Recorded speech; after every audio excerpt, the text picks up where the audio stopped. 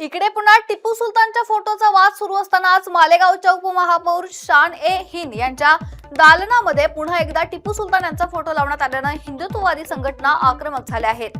आज हा फोटो हटवावा अन्यथा महापालिकेत घुसून आंदोलन करण्याचा इशारा विश्व हिंदू परिषदेसह हिंदुत्ववादी संघटनांनी दिला आहे। टिपू सुलतान यांच्या फोटोसोबतच फातिमा शेख यांच्या फोटोला देखील हिंदू संघटनांनी विरोध दर्शवला आहे। या प्रकारामुळे शहरात जातीय तेढ निर्माण करण्याचा प्रयत्न होत असल्याचा आरोप संघटनांकडून करण्यात आलाय।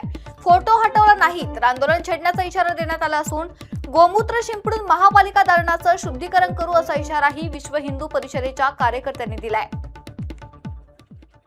जय श्रीराम। मालेगाव महानगरपालिकेच्या उपमहापौर शान ए हिंद नव्हे घान ए हिंद यांनी टिपू सुलतानचा फोटो त्यांच्या दालनात लावलेला आहे। या गोष्टीचा आम्ही प्रथमतः जाहीर निषेध करतो।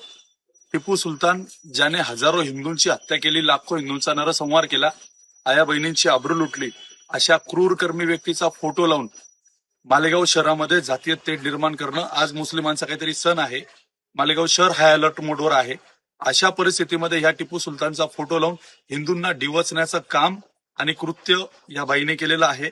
मुळात इस्लाम धर्मामध्ये कुठेही मूर्तीपूजा असेल, प्रतिमा पूजा असेल किंवा प्रतिमेचं उदात्तीकरण असेल, या सगळ्या गोष्टी वर्जित असताना सुद्धा टिपू सुलतान सारख्या नीच, नालायक आणि डुक्कर माणसाचा फोटो त्या ठिकाणी लावून हिंदूंमध्ये डिवचण्याचं काम या उपमहापौरांनी केलेलं आहे। मुळात मालेगाव महानगरपालिका ही फक्त आणि फक्त मुसलमान कर भरत नाही आणि हिंदूच कर भरतात आणि हिंदूंच्याच करपट्टीवर मालेगाव महानगरपालिका पोचली जाते। आणि अशा ठिकाणी हिंदूंचा नरसंहार करणारा जो टिप्या, ज्याची लायकी नाही, अशा व्यक्तीचा जर का फोटो लावून त्या ठिकाणी उदात्तीकरण होत असेल तर ते अतिशय निंदनीय आहे।